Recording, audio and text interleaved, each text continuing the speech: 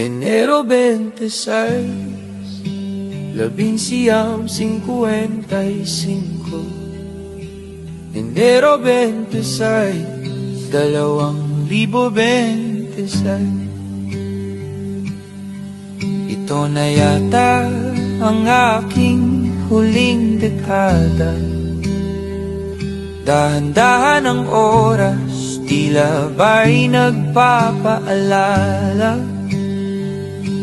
Ito na yata ang mga huling hininga na binibilang ko sa bawat umagang nagigising pa.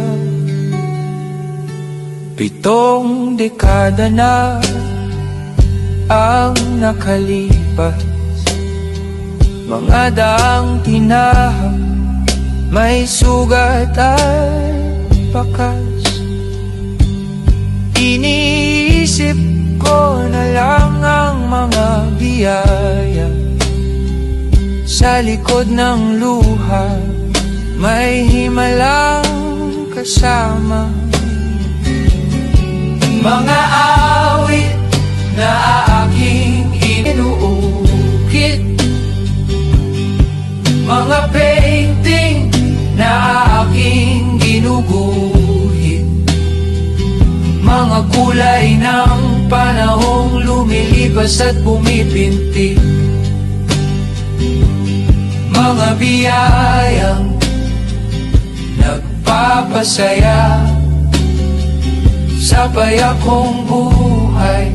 Sapat na, sapat na.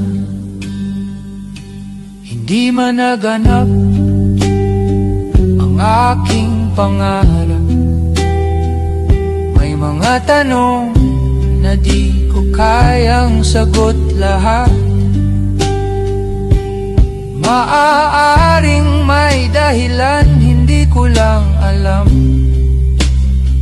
kung bakit sa ganitong landas ako dinala ng panahon. Dahil ibang papel ang aking ginampanan, hindi palakpakan kundi tahimik na katapatan. Sa likod ng entablado ng buhay na ito, may saysay ang bawat hakbang kahit hindi sikat ang tono. Mga awit na aking inaawit, sa lumang gitara puso ko'y nakakapit. Mga painting na aking ginuguhit, araw at gabi, alaala'y iniipit. Mabuhay, sapat na, sapat na. Kung ito na nga ang huling dekada, hindi ako manghihinayang, hindi magsisisi,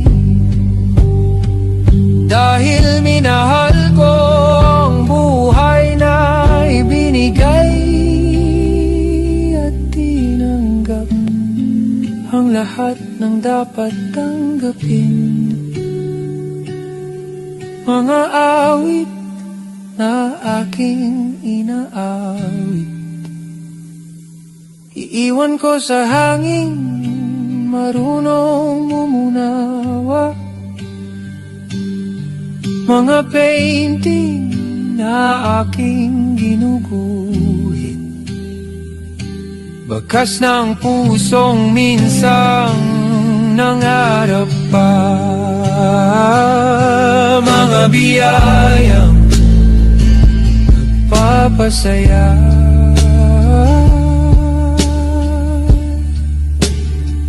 sa aking buhay. Salamat, sapat na.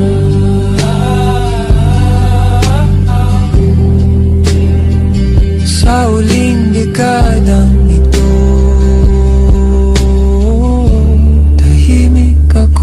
nagpapasalamat.